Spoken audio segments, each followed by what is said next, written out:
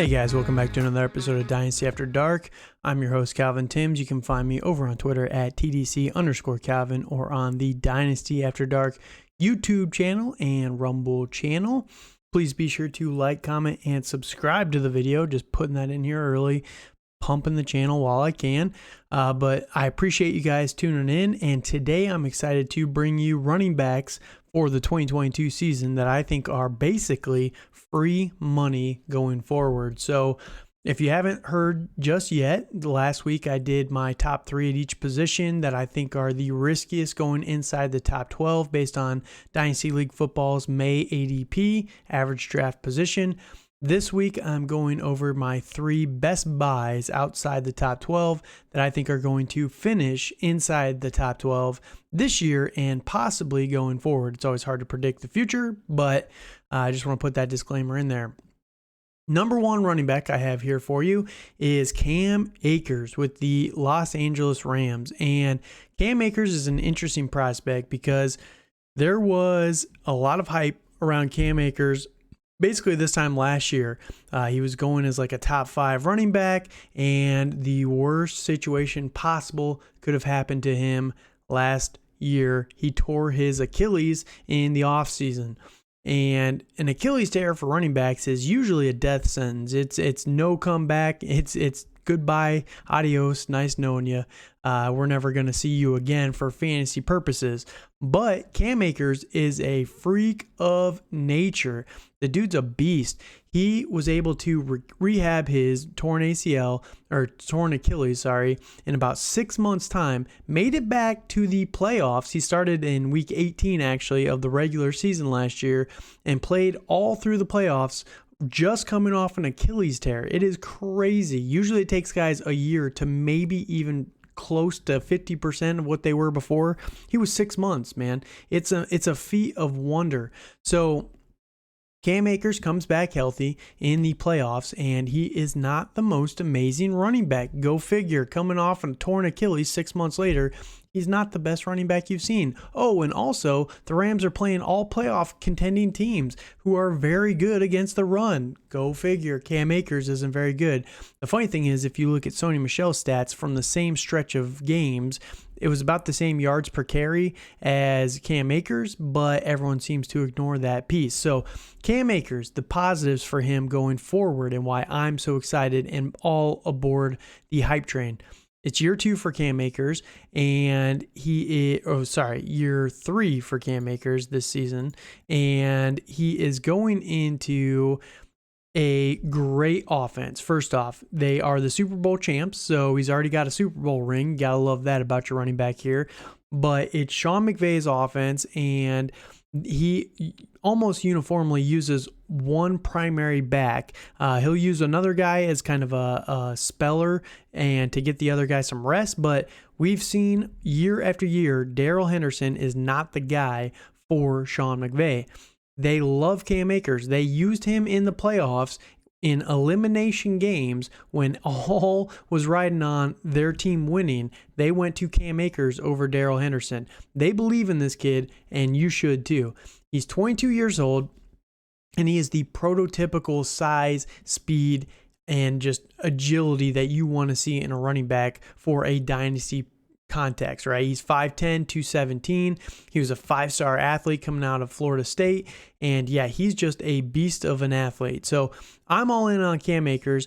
If he can get back from 6 months after an Achilles tear, I think that there's no reason to think that after a year and a half, he's not going to be much better off than he was this time last year. So I think that he's going to be a steal. And currently he's going as RB16 in startup drafts, which means that there is a massive value. Everyone is using that Super Bowl and the playoff stretch as a negative against him, that he's never going to be able to return to form. But use that as a positive for you and go get him on your roster. So number 2 guy we got here is Josh Jacobs, and this is where we're really kind of dropping down quite a bit in the running back startup rankings.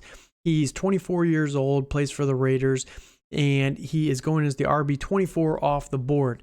Now, Josh Jacobs They did not sign him to his 5th-year contract. They didn't pick up his 5th-year contract this offseason with the new head coach in, what's his face? Josh McDaniels coming over from the New England Patriots. And Josh Jacobs is someone that a lot of people are fading right now, and I don't really know if it's the most logical thing. So if you look at Josh Jacobs, and it's crazy. People have made me into a Josh Jacobs just defender over the years because he's so undervalued in fantasy football. Last year, for example, the reason why I'm not worried about Josh Jacobs being in a committee, because that's the biggest fear, right? Oh, he's going to be a committee. Josh McDaniels coming over from the Patriots. They always use multiple backs, yada, yada, yada, blah, blah, blah. But it doesn't matter because if you look at his snap percentage for the last couple of years, 52%, 63, 69, nice, 64, 36, 49, 57, 66, 66, 75, 65, 70, 61. He was never the bell cow that people thought he was for fantasy football. He's always been in a committee. It's just sometimes he is able to produce a little bit better for fantasy. Now, you look at his year-to-year rankings in fantasy football over the last couple seasons. He was PPR running back number 11 last year, number 8 the year before, and number 21 the year before that. He's always been good, and he's just getting better. I don't have any reason to believe that he's not going to be able to pull a 60, 65% snap share in this offense. And if he's on the field, he's very good. And I think this offense is going to be a lot better with Josh McDaniels in this 2020 season. He's going to be able to bring a new concept over to the system, and you add in Devontae Adams, and it's just looking much better for this team as a whole. Now, why I'm excited about him for the long term is you can get him so cheap, and similar to Leonard Fournette, who was a former first-round pick, goes to the Tampa Bay Buccaneers and has a resurgence in his career. You're buying him cheap. If he goes somewhere next year, and I don't know exactly where, I'd have to think through the teams a little bit here, but if he goes over to another team as a free agent, if they don't bring him back, they might bring him back at just a reduced salary. They don't want to pay his 5th-year contract salary, which is like $14 million for 1 year of production from Josh Jacobs, which I understand that. That doesn't mean that they're going to let him walk. They might try and re-sign him after the season. And if that's the case, then you're basically letting him fall for no reason at all. Now, if he were to go to a better system next year, let's say the Giants move on from Saquon Barkley and then they bring in Josh Jacobs as a replacement on a cheaper deal. Is anybody going to really complain about that? I don't think so. Josh Jacobs has a lot of potential. Let's say he goes to Buffalo next season.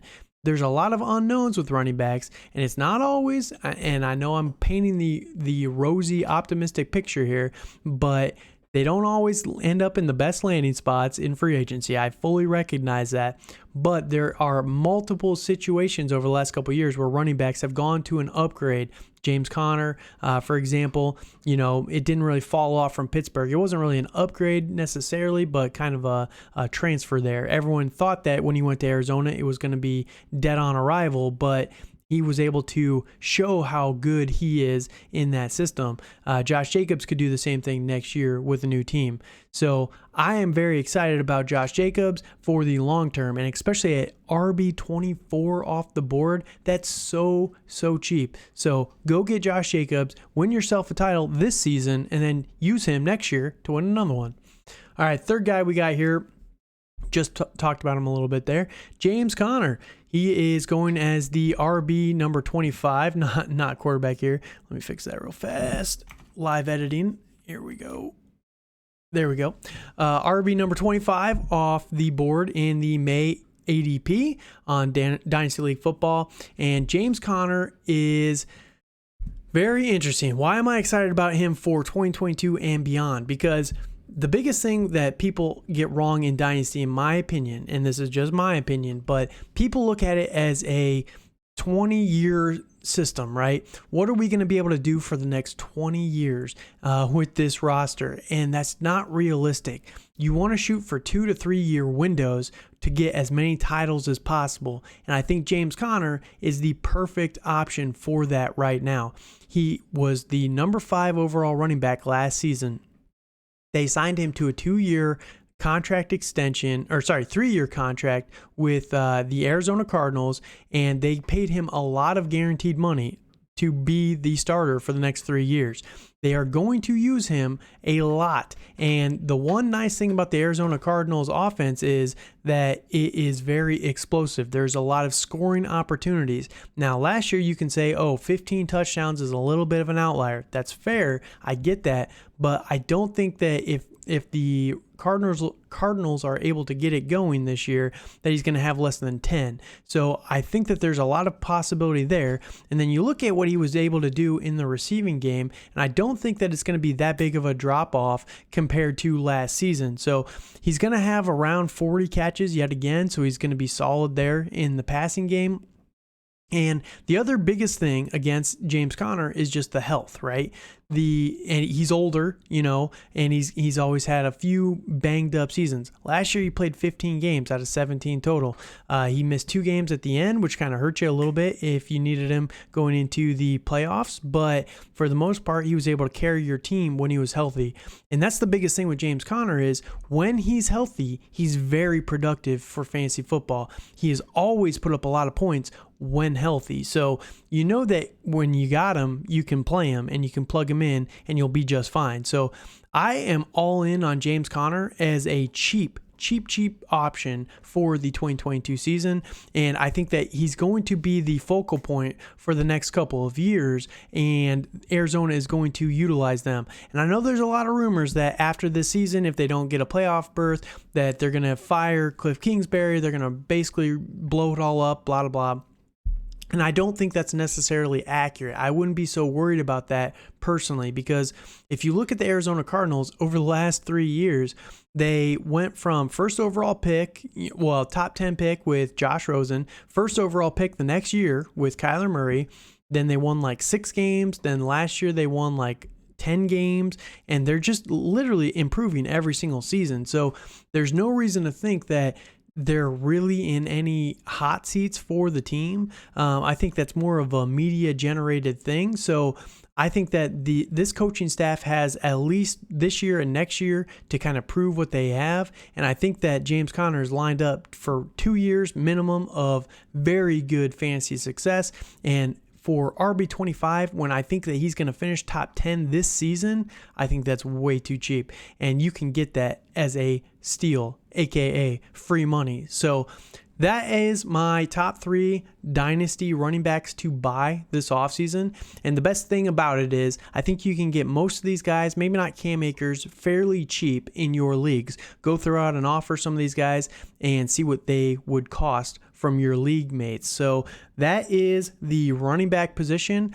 Please be sure to like, comment, and subscribe to the video. Like I said, I appreciate you guys. Please, if you could, just tell your friends if you like this content. I'm really trying to push the podcast, really creating a lot of content for you guys, and I'm really excited for what I got coming up in the next couple of weeks. So if you can, please tell a friend. Tell them about the podcast, like, comment, subscribe, do all those things. Follow me over on Twitter. I appreciate you guys. Have a good night.